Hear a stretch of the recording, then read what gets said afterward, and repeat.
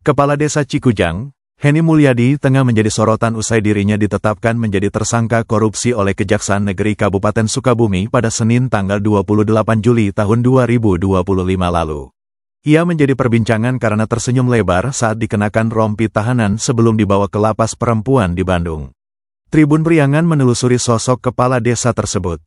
Saat datang ke kantor Desa Cikujang, Kecamatan Gunung Guruh, aktivitas pemerintahan berjalan dengan dipimpin seorang pelaksana tugas yang merupakan Sekretaris Desa, Ika Karmila, Rabu tanggal 30 Juli tahun 2025. Informasi pun diperoleh, sosok Kades Cikujang itu kerap berpenampilan glamor. Saat dikonfirmasi, Ika mengatakan, penampilan Henny Mulyadi memang jauh berbeda dengannya. Bahkan, Henny merupakan sosok yang memiliki banyak kenalan, bahkan ke pejabat tinggi di pemerintahan. Ika mengatakan, Henny juga memiliki sifat keras kepala alias sulit diberi masukan oleh para perangkat desa. Diketahui, saat masih menjabat, Henny dihadapkan dengan pandemi COVID-19, sehingga saat tahun 2020 itu, anggaran dana desa banyak dipakai untuk bantuan langsung tunai. Ika menjelaskan, hal itu berdampak kepada pembangunan fisik di Desa Cikujang. Desa Cikujang sendiri masuk ke dalam kategori desa maju dengan penerimaan anggaran dana desa mencapai 1 miliar rupiah lebih. Namun, meskipun masuk ke dalam kriteria desa maju, Desa Cikujang tidak memiliki pendapatan asli desa sama sekali alias 0 rupiah. Ika mengatakan, selama menjabat, Kades Henny jarang melibatkan kepala dusun yang juga ketua tim pelaksana kegiatan dalam pembangunan di Desa Cikujang. Meski begitu, ketika dilakukan musyawarah desa, Kades Henny kerap melaksanakan sesuai aturan dengan mengundang RT/RW hingga tokoh masyarakat dalam menyusun penggunaan anggaran dana desa. Senada dengan Ika, Kadus 2 Kutamane Timur Desa Cikujang, Ujang Irman juga mengaku jarang dilibatkan dalam ketika ada kegiatan pembangunan yang dilakukan oleh desa. Bahkan, Irman mengaku tidak pernah tahu bahwa dirinya merupakan Kadus tim pelaksana kegiatan saat Kades Henny masih menjabat. Irman mengatakan, dirinya hanya fokus terhadap pekerjaannya, terutama dalam mencapai target pembayaran pajak bumi dan bangunan. Menurut Irman, Kades Henny merupakan sosok yang tegas dalam mengambil keputusan di Desa Cikujang. Irman pun mengaku jarang mendapatkan adanya informasi pembangunan secara rinci dari kepala desa yang saat ini tersandung kasus korupsi senilai 500 juta rupiah itu. Sementara itu, Kepala Dusun 4 Legok Nyenang Desa Cikujang, Cacan Kusnadi, memberikan kesaksian bahwa Kades Henny menangis saat bertemu dengan aparat desa di belakang layar ketika tersandung kasus korupsi.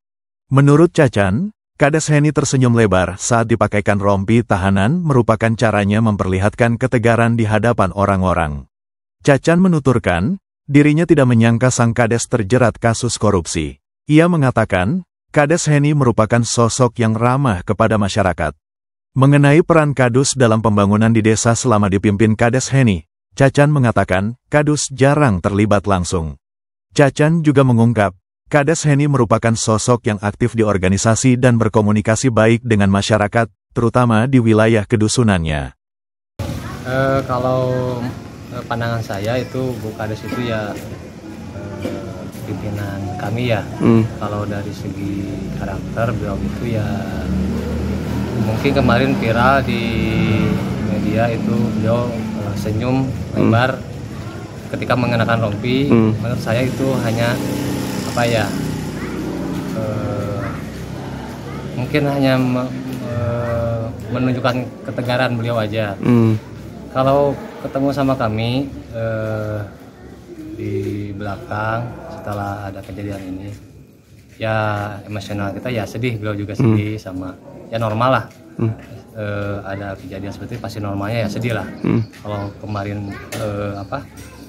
yang viral itu senyum lebar itu menunjukkan ketegaran, mungkin ingin menunjukkan ketegaran saja. Nah, selama kepemimpinan sendiri Pak di Desa Cikujang ini, beliau itu untuk dari segi pembangunan dan sebagainya, pandangan masyarakat seperti apa sih Pak? Untuk sebelumnya sih gak menyangka karena beliau itu humble ke masyarakat, ramah juga ke masyarakat, jadi masyarakat kebanyakan ya tidak menyangka aja masalah ini. Untuk segi pembangunan, banyak pembangunannya sih Pak selama beliau menjabat Pak? Pembangunan ya relatif ada pembangunan. Apakah melibatkan para kadus juga selaku TKD-nya dan sebagainya? sebagai ini ya, pada saat beliau menjabat dulu untuk kegiatan pembangunan itu kami para kadus mungkin hanya ditugaskan untuk mendokumentasi, membantu saja, memantau saja, hanya sekedar itu. Oke, berarti banyak pihak ketiga yang menjalankan pembangunannya atau bagaimana, Pak? Kalau disebut pihak ketiga bisa iya, karena kan masyarakat juga ikut andil sih dalam pembangunan. Cuman kalau dari segi tugas tim pelaksana kegiatan, kami kadus pada saat itu tidak dilibatkan di garda terdepan. Mungkin hanya untuk dokumentasi saja. Dari segi gaya hidupnya sendiri, Pak, seperti apa sih, Pak? Yang di pengakuan dia katanya untuk kebutuhan pribadi dan sebagainya, Pak.